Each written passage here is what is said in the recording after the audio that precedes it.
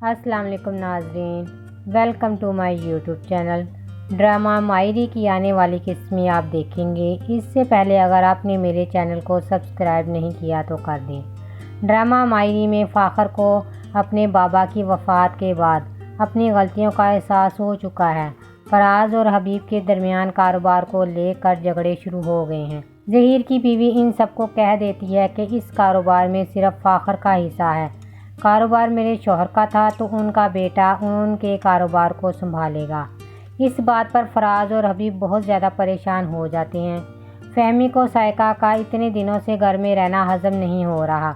فہمی حبیب کے پاس جائے گی اور اسے کہے گی کہ فراز کسی مقصد سے اس گھر میں رکا ہوا ہے۔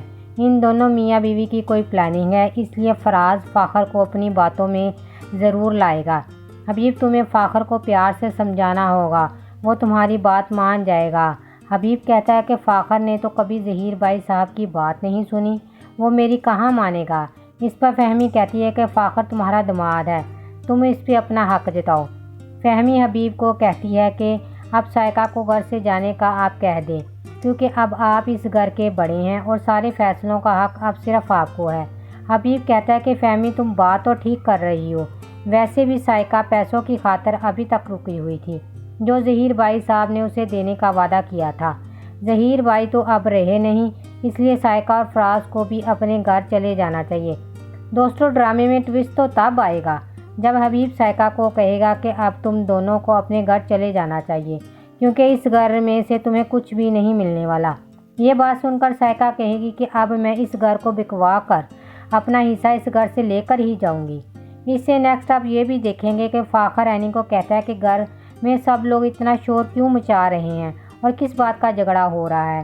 اس پر اینی کہتی ہے کہ بابا اور فراز انکل کے درمیان جھگڑا ہو رہا ہے، کیونکہ فراز انکل اس کاروبار میں آنا چاہ رہے ہیں اور بابا ان کو پسند نہیں کرتے۔ بابا چاہتے ہیں کہ میں اکیلا اس کاروبار کو سنبھالوں۔ فاخر، اب تمہیں وقت سے پہلے سمجھدار ہونا پڑے گا تاکہ تم اپنے کاروبار کو خود سنبھال سکو، نہ کہ بابا اور کسی اور کے ذمہ یہ کاروبار لگاؤ۔ ڈرامے کے لاسٹ میں حبیب کی بیوی فاخر کی ماں کو کہے گی کہ آپ میرے شوہر کو نیچا دکھاتی ہیں اور میری سوتن کو گلے لگاتی ہیں۔ فاخر کی ماں کہتی ہے کہ تمہیں کوئی غلط فہمی ہوئی ہے، ایسا کچھ بھی نہیں ہے۔ فاخر کی ماں کہتی ہے کہ ایک اور بات، فراز میرا بیٹا ہے اور یہ سب اس کا حق ہے، اور فاخر تمہارا داماد بھی ہے۔ عقل سے کام لو، جو منہ میں آ رہی ہے تم بول رہی ہو۔